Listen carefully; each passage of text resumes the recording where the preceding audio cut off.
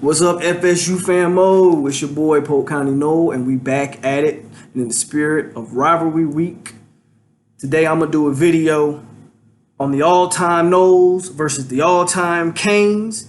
Now I tried to reach out to some of my Cane friends and get them on here so they could pick the all-time squad, so it's not looked at as me being biased or something like that. But life happens.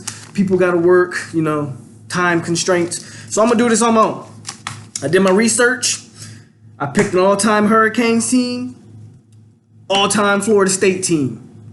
I'm gonna present you guys the rosters, and then we're gonna see. I'm gonna go position by position, who wins each position battle, and then ultimately who would have won this game between the all-time Canes and the all-time Noles. I'm not gonna waste you guys' time. Let's jump right in it, and we're gonna start with the QBs. Now, what I did was, my criteria was basically I wanted to choose guys. And this was a lot harder for the Hurricanes. I wanted to choose guys that I actually was able to kind of watch play.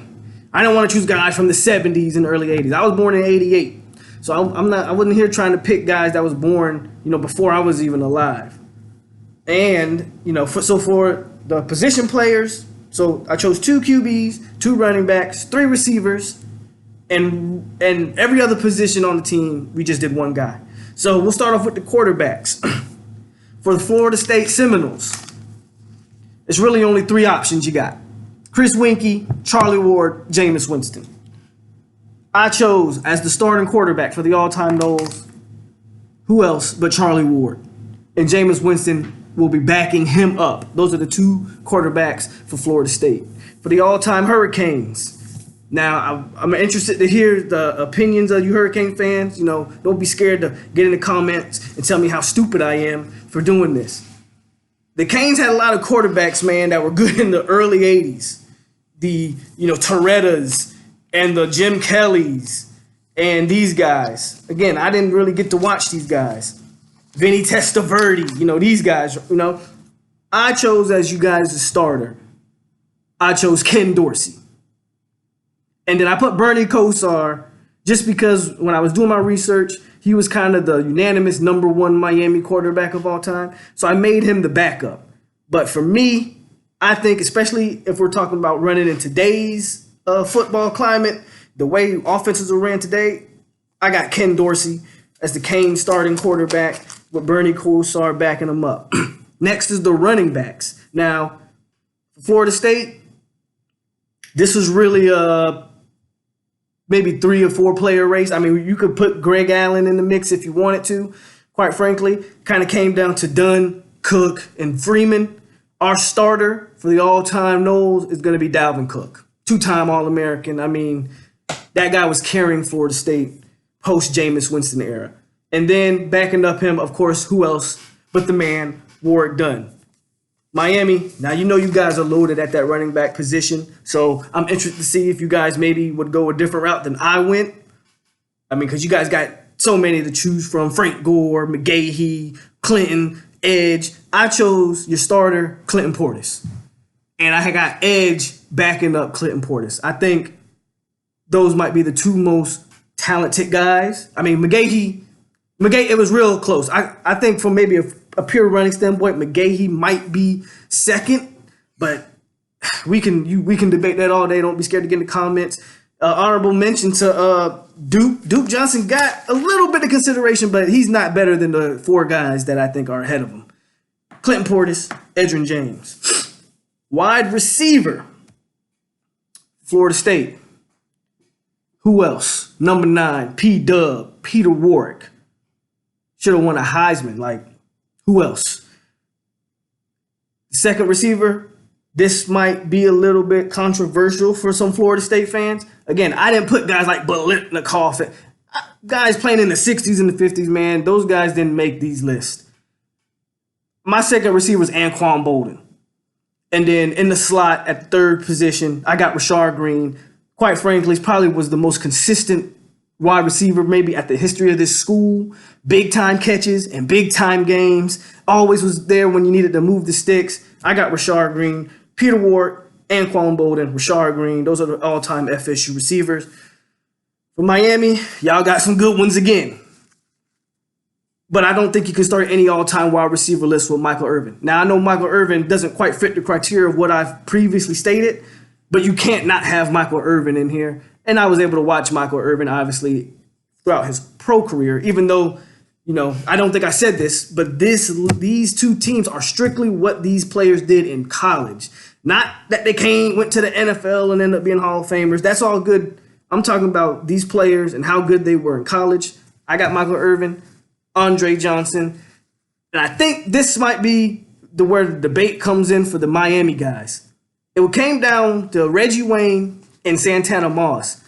I think, from a Miami perspective, I think you guys might hold Santana Moss in higher regard than you hold Reggie Wayne. I put Reggie Wayne as the third receiver. I think Reggie Wayne is the third best receiver in Miami history. That's who I got. Irving, Johnson, Wayne. Tight end for Florida State, that's really easy. We are in a tight end school. If you go throughout the years, we don't produce them. Nick O'Leary, by far the best tight end in the history of the school. Of course, for Miami, that's a program that's been known as kind of tight end U throughout the years. And it really came down, got Greg Olsen, Shockey, and Kellen Winslow. Came down to Shockey and Kellen. I put Kellen Winslow as you guys' starter. Kellen Winslow, most talented tight end to ever come through that school. For the O-lines, Florida State at left tackle, I got Walter Jones. No more need to be said there. Jason Whitaker, All-American for a national championship team. Brian Stork, only Remington Award winner in Florida State history. Right guard is Rodney Hudson, probably the most decorated offensive lineman in the history of the program. Two-time first-team All-American, multiple ACC Player of the Years. And at right tackle, another two-time All-American, and Alex Barron. For Miami, left tackle, Bryant McKinney. Beast, he was a monster. Now, I kind of mixed up some of the O-line positions, right? So I put Eric Winston as you guys' left guard. Brett Romberg, you guys' center. Richard Mercier, the right guard, and Vernon Carey at the right tackle. That's the offense of the all-time Canes and the all-time Noles. Now let's go to defense, where I think it gets real juicy here on the defensive side of the ball. At the defensive ends for the Florida State Seminoles, Peter Boulware and Andre Wadsworth. I don't really think there's any debate. Those are your two defensive ends. And for defense, I pretty much just ran a 4-3. 4-3, 4 DBs, basic defense. Peter Boulware, Andre Wadsworth. For the Canes, your defensive ends, which was kind of tough. The Canes, as great as a program as they've had in the past, and all the Hall of Fame players, they don't really have guys, in my opinion, at the defensive end positions that were, you guys aren't known for your defensive ends. I put Calais Campbell and Kenny Holmes as the two defensive ends, the two bookends for the Miami Hurricanes. D tackles, I got Corey Simmons and Darnell Dockett. Darnell Dockett's probably one of my favorite top 5 Seminoles of all time, me personally. Corey Simmons, nose guard, match him up with Darnell Dockett. I think those are, the two best defense. Jernigan got some consideration here, but I ended up going with Darnell Dockett and Corey Simmons. And I think for Miami, who else but Warren Sapp? And I put Vince Wilfork. I put Vince Wilfork as the nose guard. I know there is some debate. There'll be some debate with the Miami defensive tackles. I got Sapp and Wilfork. These linebackers are really good on both teams. For Florida State, Ernie Sims. In the middle, Marvin Jones and Derek Brooks. Of course, those are your 3 linebackers for Florida State.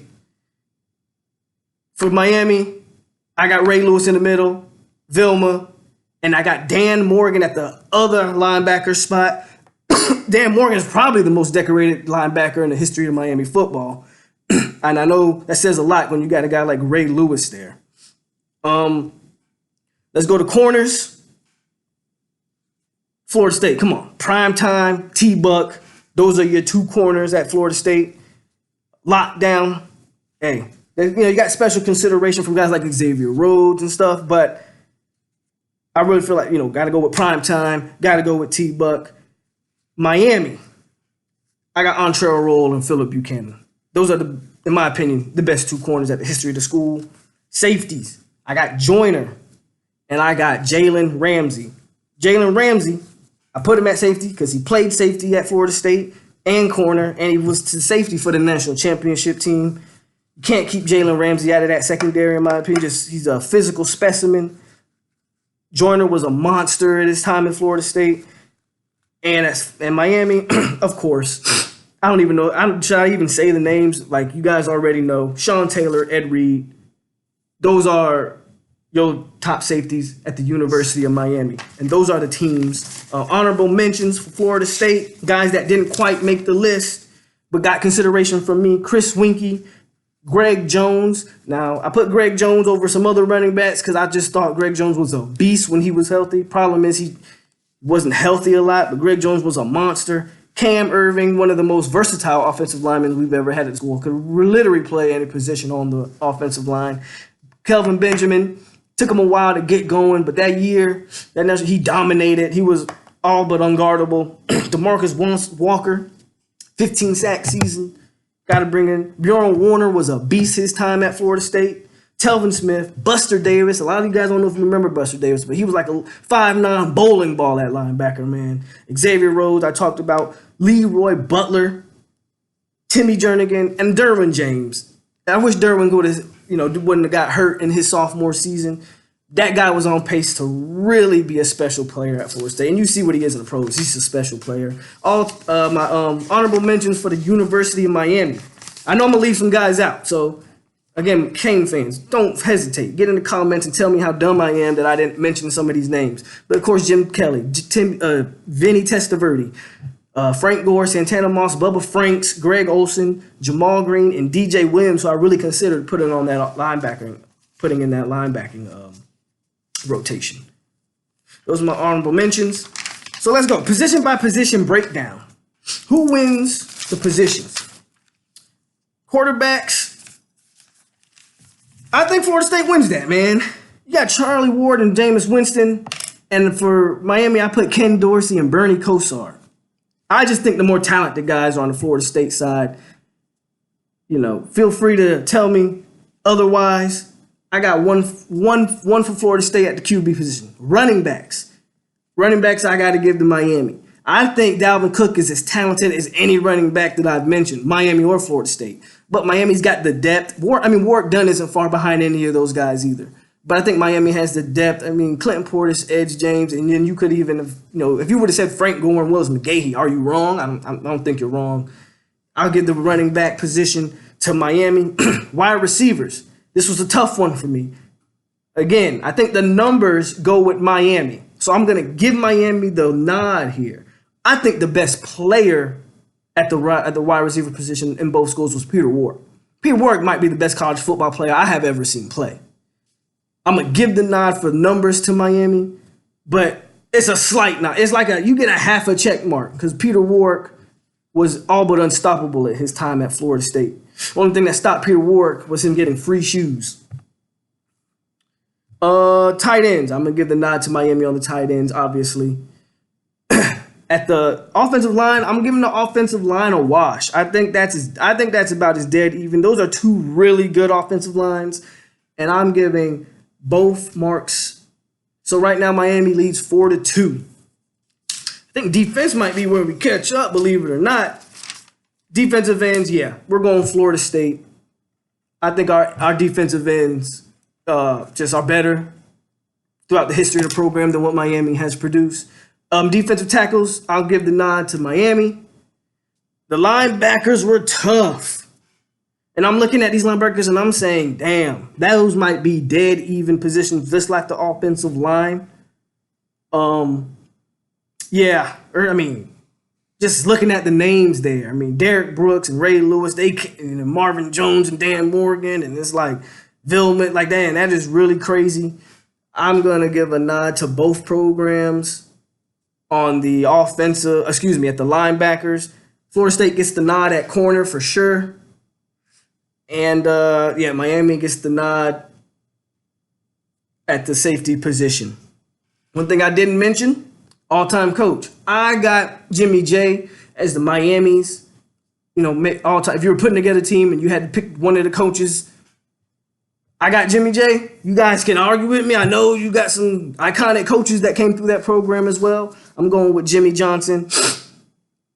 But of course, Bobby Bowden. We'll go Willie Taggart. No, we won't go Willie. We'll go Bobby Bowden. Obviously, we'll be leading the Florida State all-time team. I didn't do kickers. In my opinion, Florida State would win the kicker argument. I didn't waste my time looking up Miami kickers. But I know you got Janikowski, Ricky Aguayo, the big brother, Graham Gano, Dustin Hopkins. You got plenty of guys there. Then returners. Can't talk about Miami without talking about a guy like Devin Hester. I would put Prime, but I already got Prime at the corner. I probably would put Greg Reed as one of FSU's best all-time special teams players. So if we check, Miami's got a slight lead. We got 1, 2, 3, 4, 5 position wins for Florida State versus 1, 2, 3, 4, 5, 6, 7 for Miami. It was really tough, man. Those wide receivers, I really go back to those wide receivers to make it 6-6. Because I think you got the numbers, but nobody was better than Peter Warrick. So, yeah, I'm taking that wide receiver check mark back, man. We're going 6-6. And there you go. Who would win the match? Well, I said 6-6 or 7-5 if you want to be whatever. I've just put it like this, man. 10 times out of 10, Florida State beats Miami. There's no bones about it. You can argue with me all you want. You on Polk County Noles channel, so that's what you're going to hear from me. 10 times out of 10, all-time Noles, beat the all-time Canes. You don't like it, fight me, argue at me, cuss me out in the comments. Hey, if you like what you saw, if you like this kind of video, again, I want to do something a little different. I wanted to get another Cane fan on here, man, to give his own perspective, his own breakdown of his own team. I was forced to do it myself. Shout out to those guys that tried to help me out. I don't understand, life just gets in the way. So I did it myself. I tried to be as non-biased as possible, except for the end when I said we win 10 times out of 10. But if you don't like it, you can't whoop me. It's Polk County Noel here, man. Like, comment, subscribe, share it if you like it. If you don't like it, then leave a thumbs down. I could really care less. Just view me out. Check me out, man. All-time Canes versus all-time Noles. Preview of the game coming up later, probably tomorrow. Might even be later today. Don't know yet. That video was coming out. Hey, man, I appreciate you guys for tuning in, man. Shout out. Go Noles.